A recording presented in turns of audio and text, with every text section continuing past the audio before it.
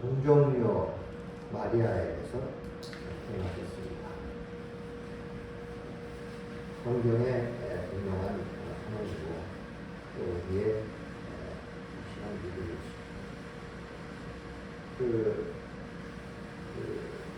기독교인들을 이렇게 구분하면서 근본주의다, 자유주의다, 복음주의다, 개혁주의다 이런 여러 가지 어떤 부류들을 가르치는 이름들이 있습니다. 근본주의라고 하는 우리들에 대하여 이름을 붙인 사람들은 특징이 여러 가지 몇 가지 있는데 그 중에 하나가 동정녀 탄생을 믿는다.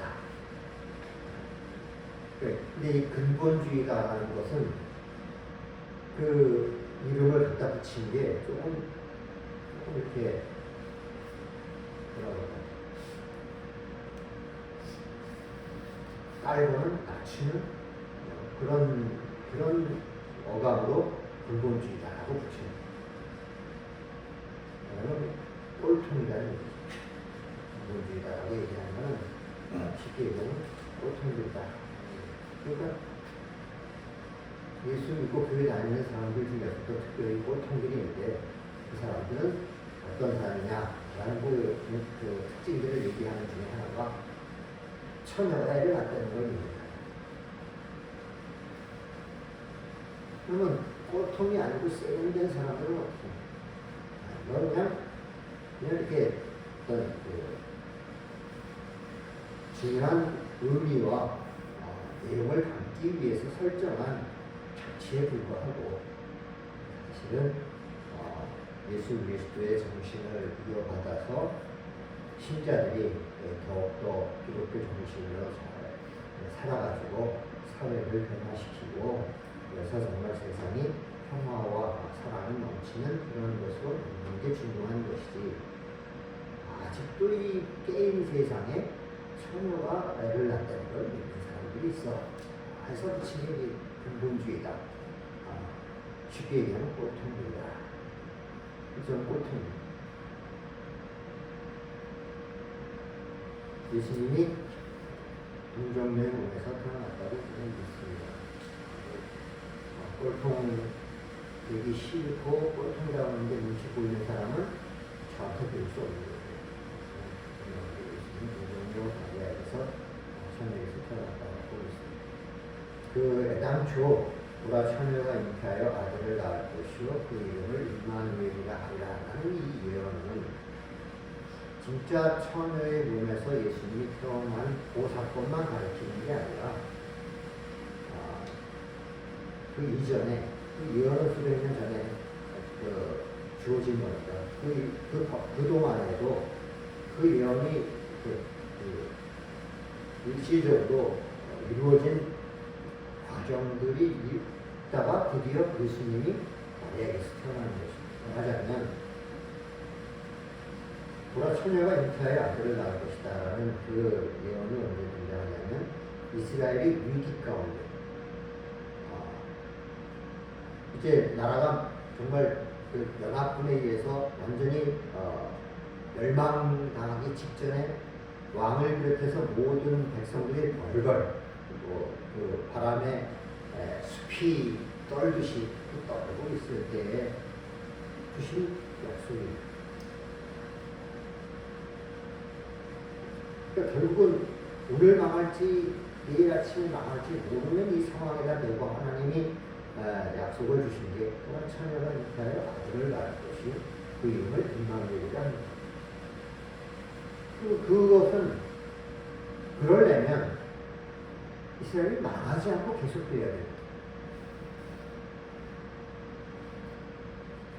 처녀가 결혼을 하고 애를 낳고 하는 일들이 그 가장 연약한 것을 보존할 수 있는 그 일이 일어나려면 이스라엘이 망하지 않고 종속하고 계속 그 삶이 이어져야만 가능한 일이야. 그 일들이 계속 일어나는 거예요. 그러다가 마침내 예수 그리스도에게 있어서는 진짜 처녀, 진짜 동정녀, 이제 아이를 출생하는 일이 발생하는 거죠. 정도로 그대로 그 표현 그대로 그렇게 되는 거예요. 이 동정녀 그 처녀에게서 아이가 난다는 얘기는 그렇게 그냥 딴 얘기, 세상에 예수님의 정신을 이어받아서 평화와 사랑의 어떤 원리로 해나가지고 이 세상을 변화시키고 이런 것이 중요하기 위하여 갖다 끌어붙인 설정에 불과한 게 아니라 그 자체가 굉장히 초점이고 심각한 그런 그 문제로 등장을 해요. 천사가 마리아에게 예수 탄생을 알리려 왔을 때 그 앞에 누가복음 1장 26절에 이제 가브리엘 천사가 와서 마리아에게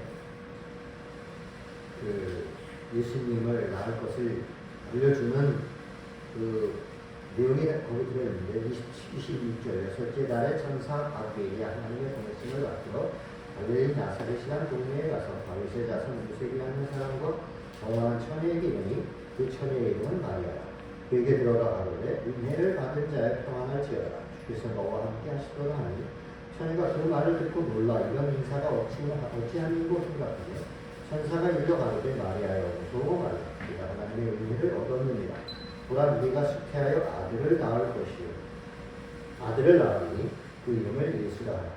저가 큰 자가 되고 지극히 높으신 이의 아들이라 일컬을 것이요 주 하나님께서 그 조상 다윗의 위를 저에게 주시니 영원히 야곱의 집의 왕으로 하실 것이며 그 나라가 무궁하리라. 마리아가 천사에게 말하되 나는 사내를 알지 못하니 어찌 이 일이 있으리이까. 천사가 대답하여 가로되 성령이 네게 임하시고 지극히 높으신 이의 능력이 너를 덮으시리니 이름으로 나실 바 거룩한 자는 하나님의 아들이라 일컬으리라. 나는 결혼 안 하고 남자를 알지 못하는데 어떻게 내가 아이를 낳습니까? 이게 중요한 질문이었고 문제였고 분명하게 그 불가능한 어려움에 대하여 짚고 넘어가는 사실이에요. 근데 천사가 아니다. 네가 결혼을 안 하고 남자를 알지 못하지만 네가 아이를 낳는다. 이건 특별히 이 일만큼은 성령이 특별하게 하신 일이다 라고 해서 분명히 그 문제를 짚어주고 있어요. 그때 그 문제에 대해서 그냥 어물쩍 넘어간 게 아니라 분명히 동정녀, 처녀, 남자를 알지 못하는 마리아가 아이를 잉태하고 낳는다 하고 성경이 분명하게 얘기하고 있기 때문에 믿든지 안 믿든지 이게 애매하게 얼굴로 넘어갈 수 없는 부분이에요. 그래가지고 진짜 이제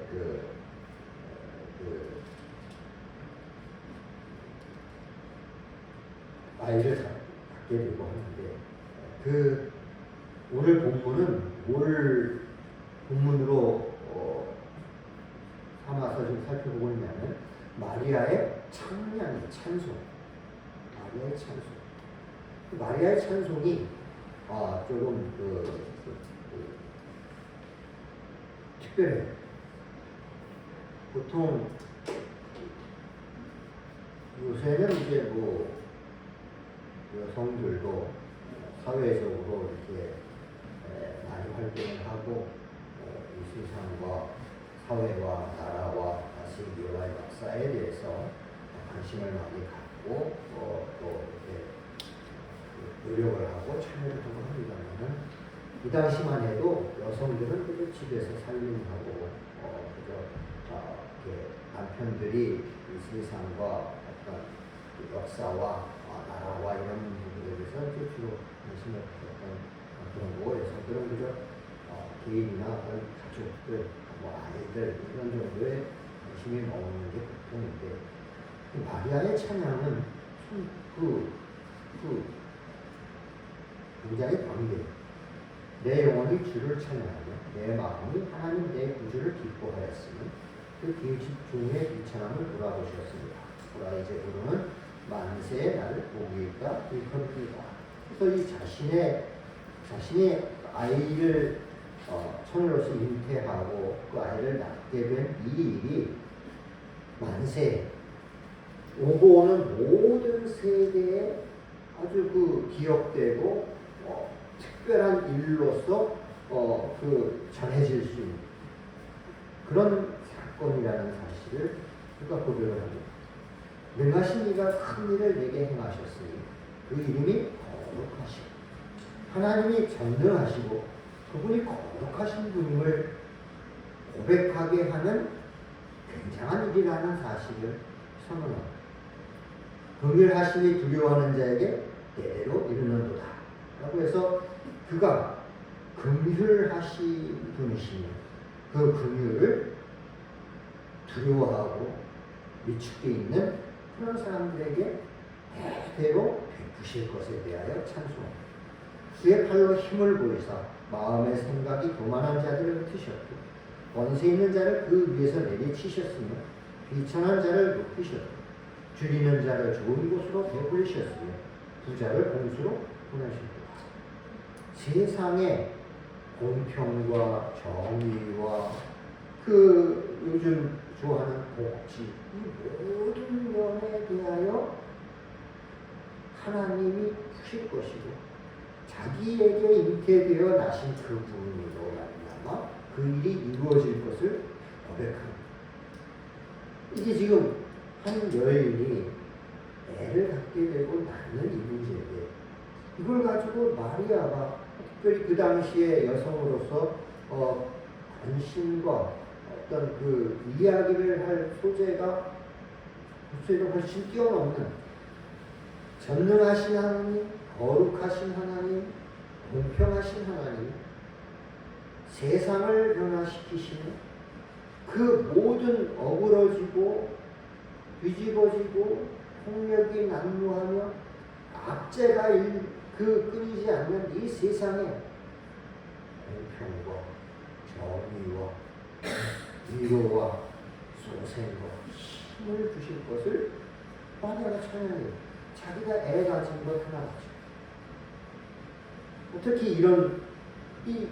자기가 잉태하게 된 이 사실, 처녀로서 아이를 갖게 된 이 사실을 가지고 그 아주 개인적인 기이한 일 정도가 아니라 이 일이 세상을 변화시키는 평화를 가지고 공평함을 이루는 그 모든 곤란과 어려움과 굶주림을 해결하는 역사적이고 세계적이고 인류와 그 모든 시대와 사회가 고민했던 그 광대한 문제를 푸는 일이라는 사실을 어떻게 고백하게 되고 어떻게 찬송하게 됐을까? 아이를 자기가 잉태하고 낳게 된 이 문제에 대한 역사적이고 세계적이고 이 사회적이고 인류적인 문제로 하나님의 공평과 정의와 평화를 가져다 주는 일로서 고백하게 만듭니다. 가장 큰 것은 이 기적이에요. 자기가 남자를 알지 못하는 이것을 자기가 잘 아는데 그게 사실인데 아이를 갖게 되는 이 놀라운 기적, 그가 이 생각을 크게 하고 달리 생각하고 노래하게 만드는 충격이었다. 그러면서 그뿐만 아니라 그 자기에게 일어난 이 황당하고 기이한 일이 일어난 것, 이 충격뿐만 아니라 천사가 또 가르쳐줘요. 다시 그 앞에 본문 앞에 보면 35절에 천사가 대답하여 가로되 성령이 네게 임하시고 지극히 높으신 이의 능력이 너를 덮으시리니 이름으로 나실 바 거룩한 자는 하나님의 아들이라 일컬을 것이다. 하나님의 성령의 역사, 하나님의 지극히 높으신 그 능력, 그 거룩하신, 더구나 또 그 앞에를 더 가보면 31절에 보라 내가 잉태하여 아들을 낳으리니 그 이름을 예수라 하라. 저가 큰 자가 되고 지극히 높으신 이의 아들이라 일컬을 것이요 주 하나님께서 그 조상 다윗의 위를 저에게 주시리니 영원히 야곱의 집에 왕으로 하실 것이며 그 나라가 무궁하리라.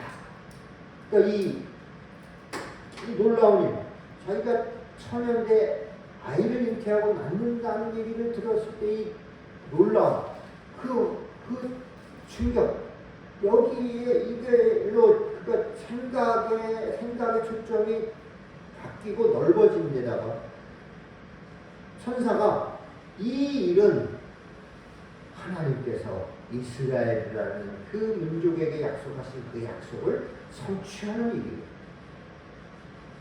그 다윗의 위를 저에게 주시는 다윗의 언약이 이루어지는 일이요. 야곱의 집에 왕노릇 할 것, 하나님 나라가 무궁하게 되는 이런 역사적이고 약속의 성취며 세계와 이 사회와 인류의 평화와 그 복락과 공평과 정의를 이루는 일이다라고 천사가 알려줘서 마리아가 이걸 다시 생각하고 다르게 생각할 수 있어요. 그 당시 여성으로서 이렇게 생각하는 그런 한계가 아니라 다르게 세상의 변화와 모든 역사 이래로 모든 사회, 모든 민족, 모든 나라들이 꿈꾸고 이루려고 했지만 이루지 못하는 공평과 정의와 평화가 이루어지는 그 일이 일어날 수 있게 만드는 기적이며 유일한 사건이라는 사실을 마리아가 인지하고 찬양을 이렇게 하는 거예요. 이 찬양을 살펴보면서 우리가 예수 그리스도의 탄생에 대하여 자꾸 우리가 가진 생각, 한계에 머무르지 말고 이렇게까지 이 일이 가진 의미와 능력에 대해서 확장해서 보고 예수 그리스도의 탄생이 얼마나 굉장한 일이며 능력의 일이며 거룩하신 하나님이 이루시는 역사적이고 우주적인 일인가에 대하여 알고 더 크게 찬양하고 더 크게 놀라고 더 우러르고 더 감격하고 더 놀라자는 얘기라는 거예요. 우리의 한계와 우리의 관심과 우리의 초점과 우리의 기대에서 머무르지 말고 이게 얼마나 굉장한 일인가를 보고 우리가 확대해서 우리를 넓혀서 하나님을 찬양하고 놀라고 예수 그리스도의 탄생이 이루시는 그 일에 대하여 기대하자. 세상을 변화시키는 우리가 그렇게 꿈꾸고 그렇게 기대하고 바라지만 이루지 못하는 평화와 공평과 자유를 이루는 분이요 이루는 일의 시작이 예수 그리스도의 탄생입니다. 지금 20세기, 21세기 2023년도 지나고 2024년도 맞아요. 2023년도만 해도 세상이 다 그렇잖아요. 아직도 야만적인 전쟁이 경제는 제가 고등학교 때 그런 코미디가 있었어요. 애 이름이 경제야. 지금은 그래서 좀 나아요. 풀어놔요. 빈부의 격차,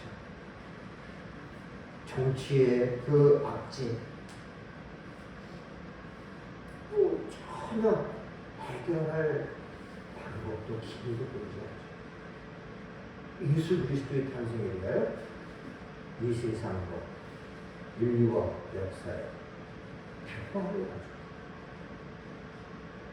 그 굶주림을 해결하고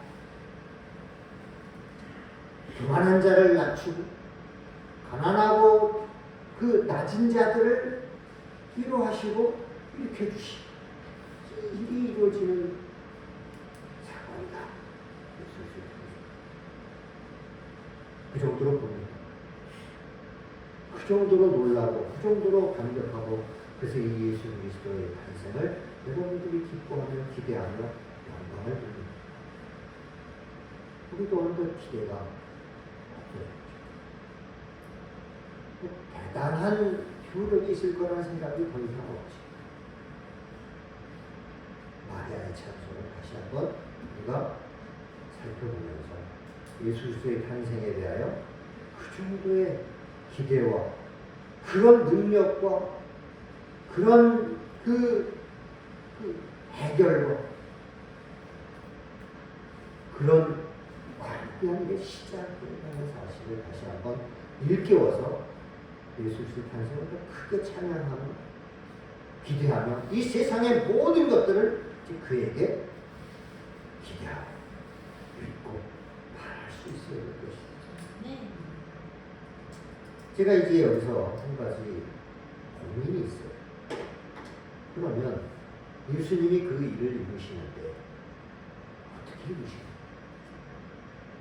분명히 그분이 처녀가 아이를 잉태하고 낳게 할 만큼 못하실 일이 없으신 분으로서 이제 마리아의 찬송에 담겨 있고 천사 가브리엘이 설명하고 알려준 것 같은 이 세상에 대하여 그 일을 오직 그분이 이루실 터인데 어떻게 이루실 것인가? 문제.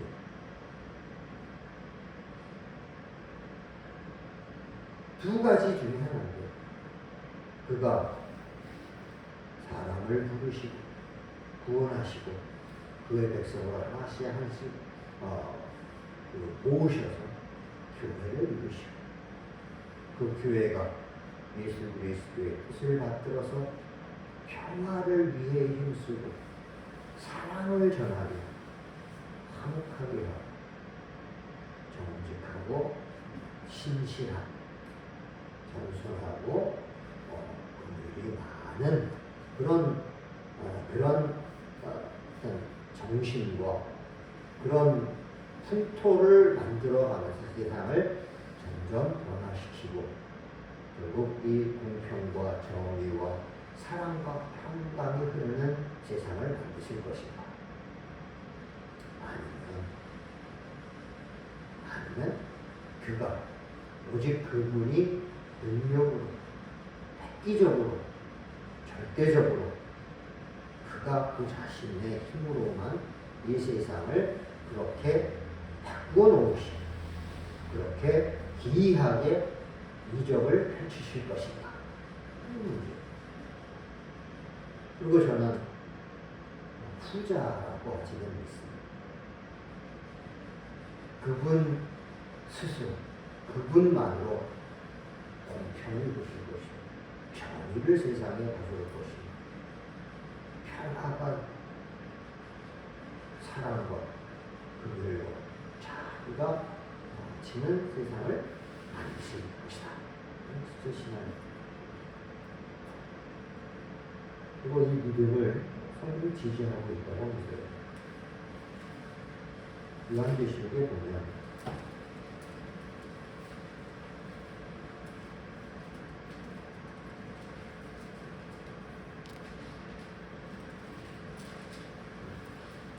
예배 아시아에 소아시아에 있는 일곱 교회에게 말씀하시는 전하는 편지들이 있습니다.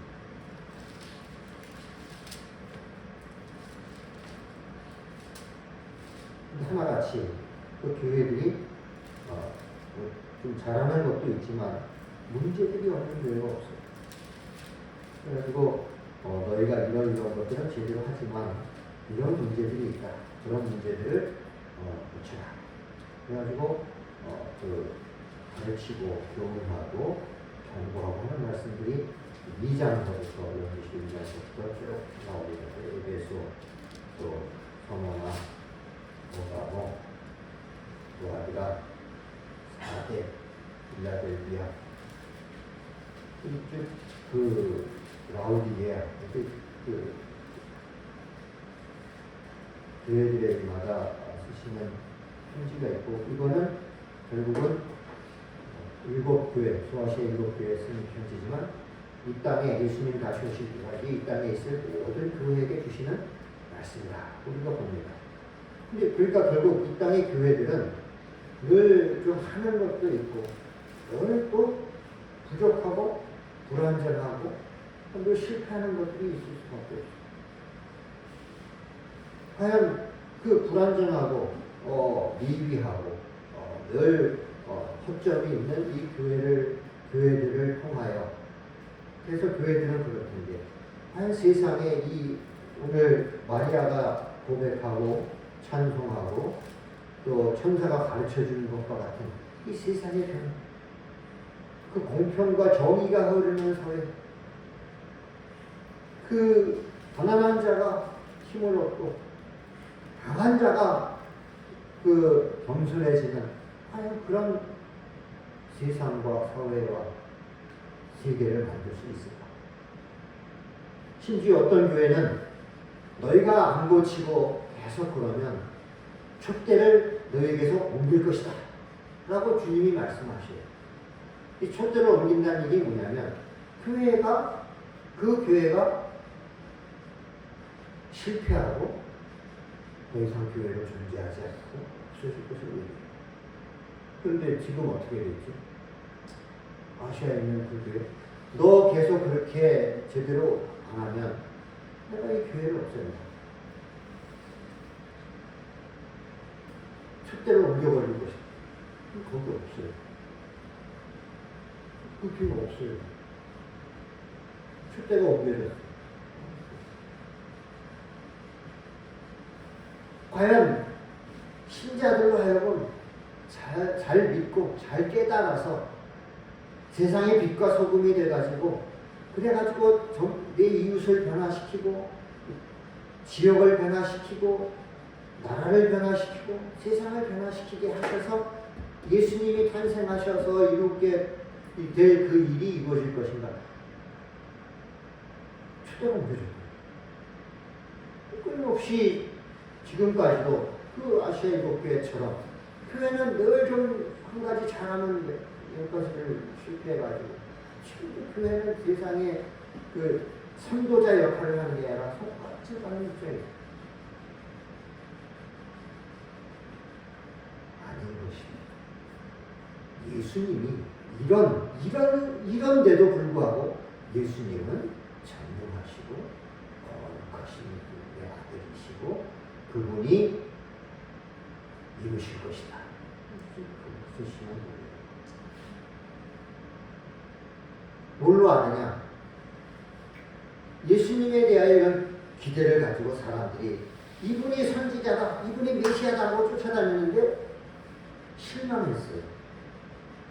세상을 변화시키고 저 압제하는 헤롯 왕이라든지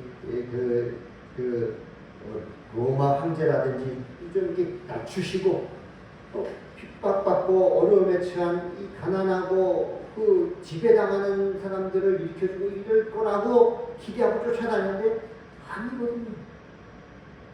죽었거든요. 그런데 성경은 뭐라고 해요? 그 죽음이 끝이 아니고 죽는 현실 속에서 부활이. 그러면서 하나님은 창조주 하나님이십니다. 예수 그리스도는 창조주 하나님의 성자이신 하나님이십니다. 창조라는 게 뭐예요? 없는 데 있게 하는 거예요. 요건아진데 세상의 약속은 이렇게 큰 거예요. 그게 어떻게 돼? 이 조건 가지고 뭘 어떻게 하면 예수님이 하신다고. 죽었는데 사망에서 생명을 꽃피우는 분이에요. 망하고 실패하고 도무지 가망이 없는 게 문제가 안 되시는 분이라. 예수님이시고 그분이 오셨어요. 로마서에 보면 로마서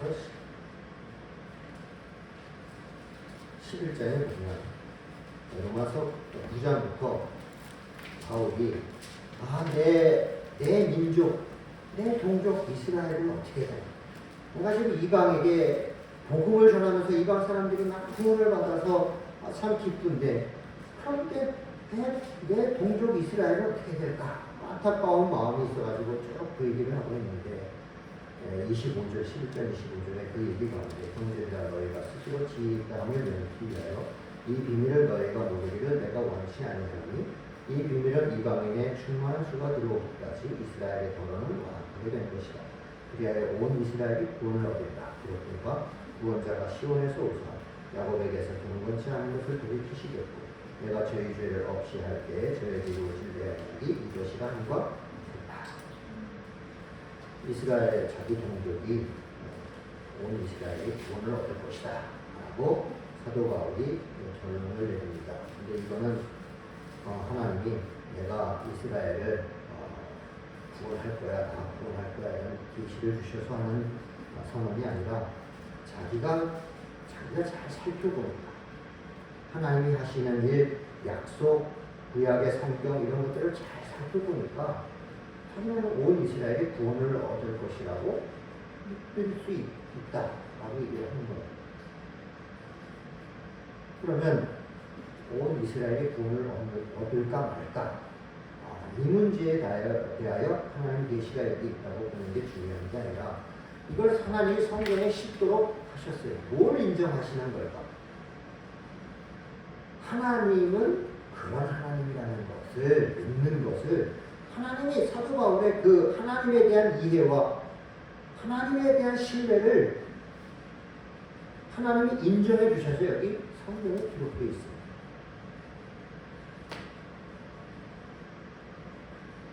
이스라엘이 도무지 지금 사도 바울 복음을 전한 사도 바울에 대하여 그 핍박하고 공격하고 어찌하든지 그것을 말살시키려고 애를 쓰는 가망이 없는 존재예요. 어떻게 희망이 보이질 않아요. 그런데 그 절망의 상황, 그 죽음 같은 죽어버린 것 같은 이스라엘을 두고도 하나님을 생각하면서 소망을 가는 이거 인정해 주십니다. 우리의 형편과 상황과 현실에 대하여 우리는 도무지 기대와 희망을 가질 수 없는 상황에 처해 있습니다. 개인적으로도 그렇고 사회적으로도 그렇고 국가적으로도 그렇고 세계적으로도 그렇습니다. 예수 그리스도께서 탄생하셨습니다. 마리아라는 도무지 애를 가지고 애가 생겨날 것을 꿈도 못 꾸는 죽은 것과 같은 애를 갖는 것에 있어서 죽은 것과 같은 생명의 조건이 없는 그 상태에서 생명을 만드는 것입니다. 창조주 하나님이십니다. 아무것도 없는 데서 있게 하시는 분이십니다. 우리의 상황이 아무것도 없는 상황이면 불가능하지 않습니다. 그러니까 죽음의 가운데 있어도 예수님은 생명을 만들어내십니다. 이게 성탄, 공경론 마리아에서의 탄생인 것입니다. 저와 여러분의 상황, 우리 주변의 상황, 세상의 상황, 나라의 형편 좋습니다. 사망해도 좋습니다. 거기에 어떤 기대할 만한 사람, 어떤 그 바라볼 만한 어떤 움직임, 태동 없어도 좋습니다. 예수 그리스도께서 세상의 평강과 공평과 정의와 연약한 자의 고개를 들어주신다, 무릎을 세워주시는 가능하다 생각하셨습니다. 그래서 무무지 애를 가질 수 없는, 일으킬 수 없는 끝에 생명을 주셨습니다. 예수 그리스도가 탄생하셨습니다. 혹시 성탄의 능력이 필요하겠습니다. 하나님 아버지 은혜를 감사합니다.